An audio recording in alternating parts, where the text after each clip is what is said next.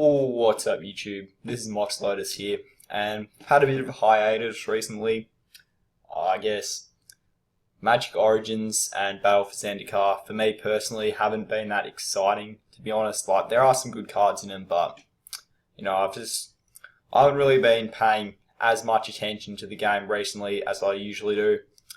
And yeah, I just felt like I just needed a bit of a break, but you can never really quit Magic, you always come back. I wasn't really thinking of quitting anyway, just wanted to take some time off from just the game and videos in general, but I am back now and I'm definitely going to be uploading some more videos soon. And so today we're on Mythic Spoiler to look at the new 2015 Commander decks. Now, these have already been released and I'm actually going to be picking one up in a couple of days. Like, I was going to get it today and upload a video, but unfortunately my shop was sold out of the deck that I wanted, which was the this one here, the one with Merrin, because it's probably the best deck out of all of them. I haven't really paid attention to the list of the other ones too much, but the cards in this one are absolutely insane. I think it's probably the best Commander deck they've made in recent years. But yeah, we're not going to go over every card in the decks. We're just going to go over all the new ones, and there are 56 new cards. And yeah, so let's get into it. So first cards we're going to be taking a look at are all the legendary creatures. Now, in each deck you actually get 3 legendary creatures. You get you get these ones, and then there's also a reprint. And yeah, some of them are alright. In the Merrin one I know you get Gerard. Not too sure what the other ones are. I'd assume that in the Izzet one it might be something like Niv Magus, or I forgot the name of him, but it's that guy whose creature type is Weird Wizard. You might get that as a reprint, not too sure. But yeah, basically, first up we have Daxos the Returned. This guy is a 3 mana 2/2. He's got the lowest casting cost out of all of the cover cards. And he's a zombie soldier.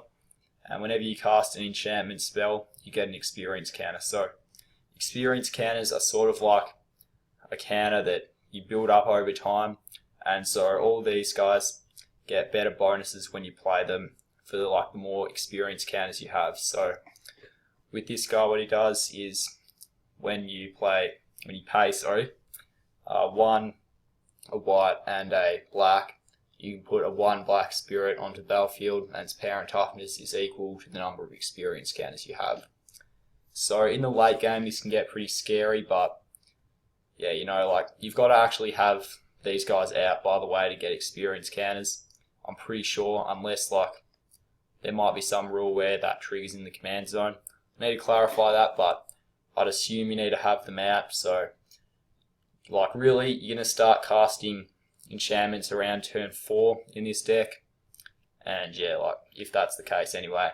And so yeah, it can be a bit slow to get going, but I think that if you can survive into the late game, which is pretty easy in white because you have a lot of life gain, then it can become pretty scary.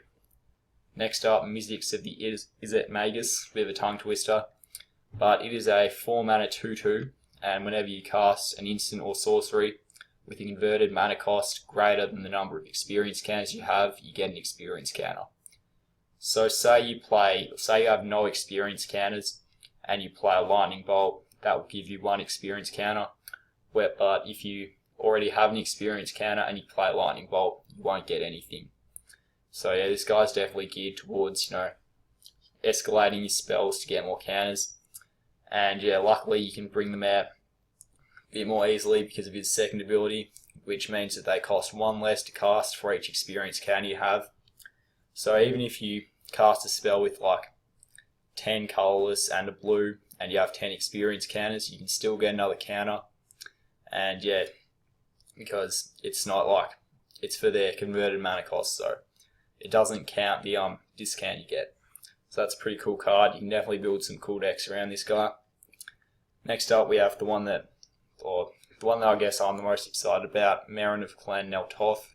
So 3/4 for 4, and yeah, it's got the best stats out of all these. And yeah, whenever another creature you control dies, you get an experience counter, and it's really easy to have your creatures die in this type of deck. And in the actual pre-built deck that Wizards made. Like, there are like so many sack outlets that you'll be easily getting experience counters. And then at the beginning of your end step, you can choose target creature card in your graveyard, and if its converted mana cost is equal to the number of experience counters you have, you can return it to the battlefield, or you can put it in your hand. So yeah, you can start to recur the creatures that you kill, and so that's pretty cool.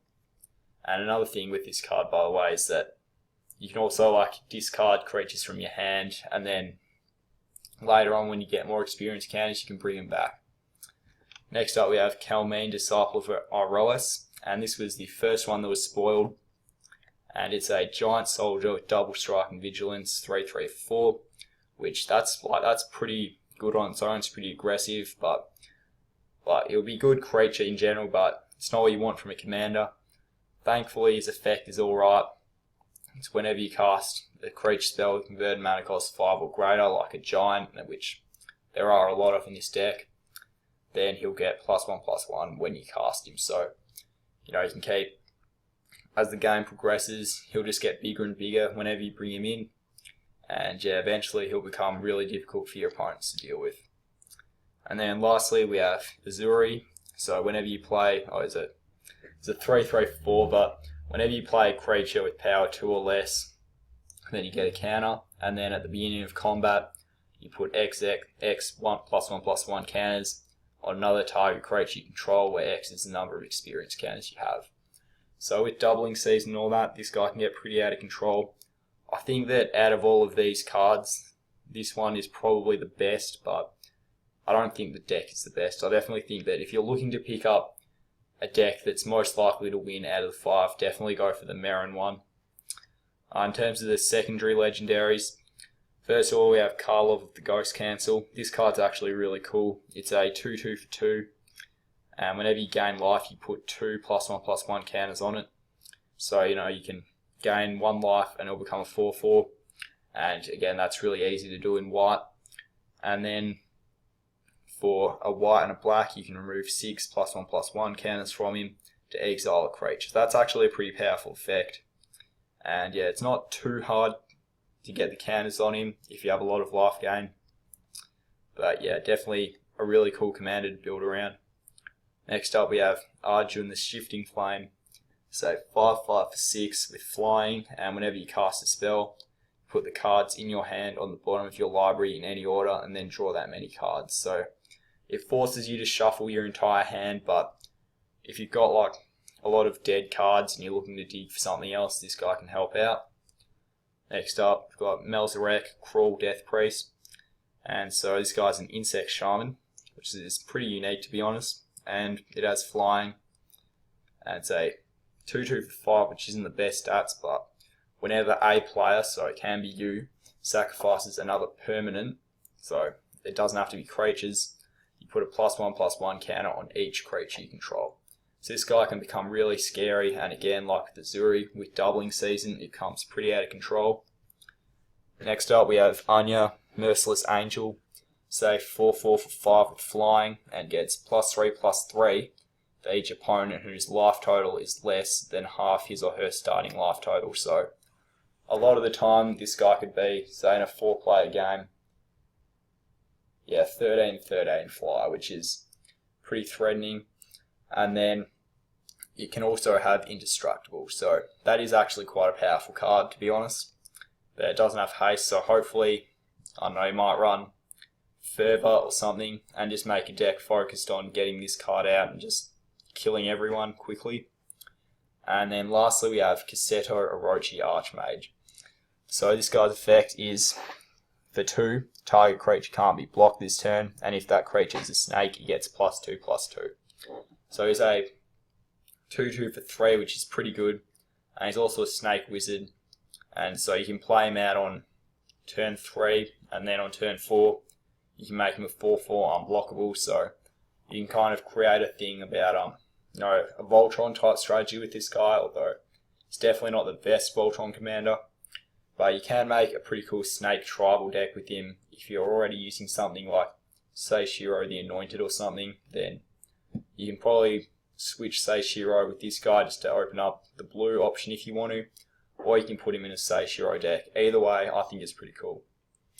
So we're not going to have time to go through all the 50 cards, so I'll make a part 2 video for this, but let's get on to it, to a new cycle in these decks. So these are the confluences, and they're sort of like the commands in a way.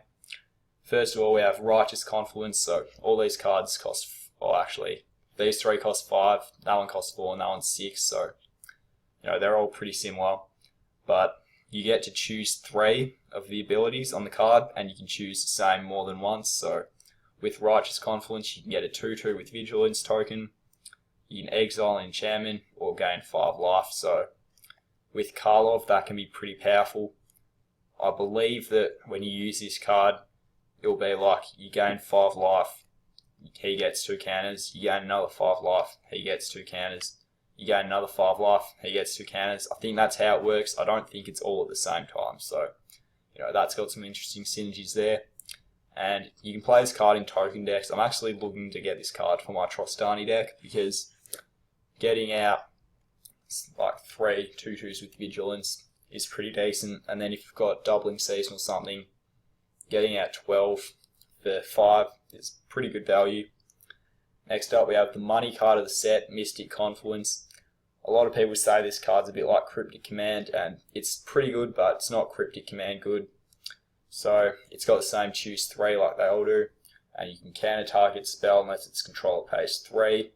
You can return target creature to its owner's hand, and you can draw a card. So this is actually pretty powerful. Like, you can counter a spell and then use the other 2, and that's already quite a bit of advantage. Or you can draw 3 cards if you need to, or return 3 creatures. I think it's really good. You're not really going to be countering too many spells at once with it, so it's good to have a counter spell where you can tack on these bonuses as well. Unfortunately, it's not the best counter, but still, I think this card's pretty good. Next up, we have Wretched Confluence. This one lets you either make target player draw a card and lose 1 life, so you can do it to yourself, which is some decent card draw, I guess. You can make a target creature get -2/-2, and you can return a creature from your graveyard to your hand. So they're all right abilities, definitely not as good as the other 2, I don't think, but still, you can use it as a kill spell, you can use it as a card draw spell, and there are a lot of much cheaper cards that will return creatures from your graveyard to your hand. And yeah, your commander, Marin, can do it as well, but I still think it's alright. Sort of like Profane Command in the command cycle, in that, like, it's not bad, but it's definitely not the best. Next up, we have Fiery Confluence. This card lets you either deal 1 damage to each creature, 2 damage to each opponent, and so yeah, this won't affect you, or destroy artifacts. So you can use this to pop a Soul Ring, a top, or actually you couldn't pop top because it'll just shuffle back most of the time, but yeah, you can get rid of other problematic artifacts. There are so many to name that I'm not going to have to go through all of them, but yeah, I think this card's pretty cool. You can use it as a board wipe against token decks, like it's pretty destructive against them. Second ability, I don't think is too great, but yeah, the third one's decent. And then with Verdant Confluence, 6 mana, so it's pretty steep, but you can put 2 +1/+1 counters on a creature, which is alright. You can return a permanent from your graveyard to your hand, so it's not a creature like this. So if you have something like, I don't know, if your opponent gets rid of your Soul Ring, you can get that back to your hand. And you can also search your library for a basic land, put it onto the battlefield tapped, and shuffle your library. So yeah, I think all these cards, like, even if when you play them, you activate like each effect once, they're still all pretty good, to be honest. I really like this cycle. But with that, we're going to unfortunately have to end the video here. Not going to have enough time to keep going, so I'll upload part 2 soon. But yeah, thanks for watching. Hopefully you guys enjoyed the video. I'll have an opening of the Marin and Melzarek deck soon, so make sure you stay tuned for that. But as always, thanks for watching, and until next time, bye guys.